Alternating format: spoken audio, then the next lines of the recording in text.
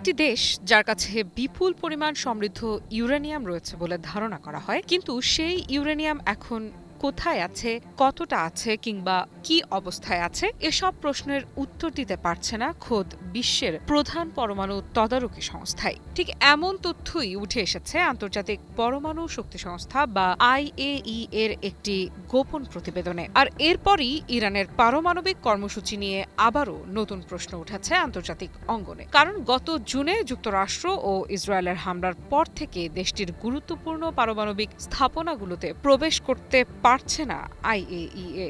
এর ফলে সাম্প্রতিক বিশ্বের সবচেয়ে আলোচিত এই পারমাণবিক কর্মসূচির বর্তমান অবস্থা এখন অনেকটাই অজানা।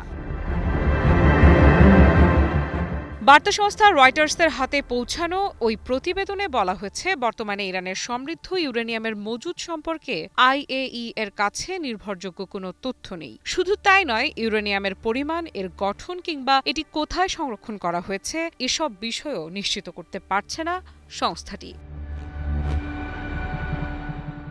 আরও গুরুত্বপূর্ণ বিষয় হলো, ইরান তার ইউরেনিয়াম সমৃদ্ধকরণ কার্যক্রম পুরোপুরি বন্ধ করেছে কিনা সেটিও যাচাই করার সুযোগ পাচ্ছে না IAEA। অর্থাৎ আন্তর্জাতিক সম্প্রদায়ের সামনে এখন একটি বড় প্রশ্ন, ইরানের পারমাণবিক কর্মসূচি ঠিক কোন অবস্থায় রয়েছে।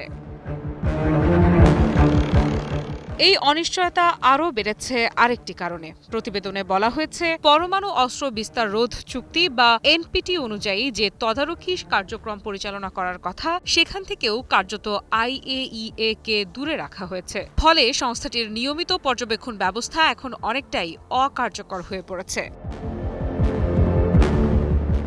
বিশ্লেষকদের মতে, যখন কোনো দেশের পারমাণবিক কর্মসূচি সম্পর্কে স্বচ্ছতা কমে যায়, তখন আন্তর্জাতিক উদ্বেগও দ্রুত বেড়ে যায়। কারণ তথ্যের অভাব প্রায়ই নানা জল্পনা কল্পনার জন্ম দেয়। আর ইরানের মতো সংবেদনশীল একটি ইস্যুতে সেই জল্পনার প্রভাব পড়তে পারে পুরো মধ্যপ্রাচ্যের নিরাপত্তা পরিস্থিতির ওপর। এই অবস্থায় IAEA স্পষ্ট ভাষায় জানিয়েছে, পরিস্থিতি স্বাভাবিক করতে তেহরানের পূর্ণ সহযোগিতা অপরিহার্য এবং জরুরি। সংস্থাটির মতে, পরিদর্শকদের প্রবেশাধিকার পুনরায় নিশ্চিত না হলে ইরানের পারমাণবিক কর্মসূচির প্রকৃত চিত্র তুলে ধরা সম্ভব হবে না। JBS holdings limited. তবে কি ইরানের হাতে চলে এসেছে সেই বহুল প্রতীক্ষিত পারমাণবিক অস্ত্র?